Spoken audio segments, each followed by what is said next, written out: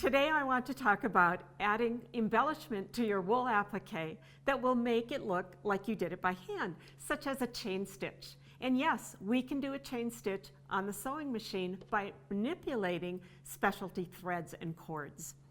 I have an example of that right here on this applique piece. So right along my stem, it looks like I did a chain stitch. That was done with a heavier thread. That was done with pearl cotton, or I have a couple other heavier threads. Now this is not going to go through the needle or in the bobbin.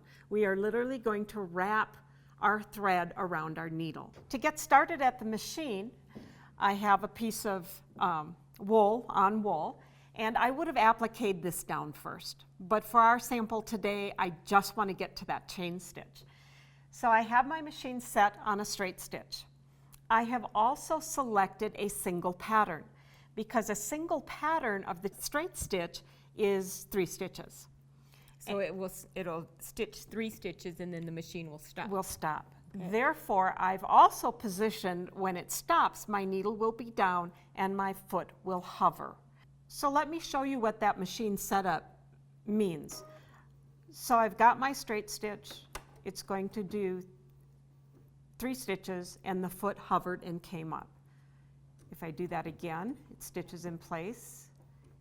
And the machine's automatically stopping. Yes, You are not. and the foot is hovering. So it's going to give me the opportunity to twist my cord around my needle. So I'm going to put the cord, and make sure you fold it in half so you have a cord, the same amount of cord on each side of the needle. And to get started, what I might want to do is reverse a couple stitches to catch the cord.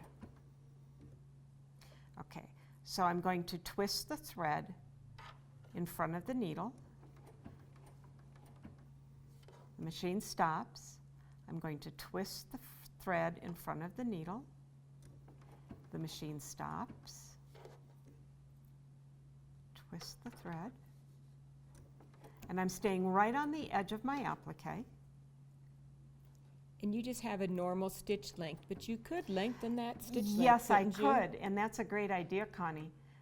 To lengthen that stitch length, it will actually make a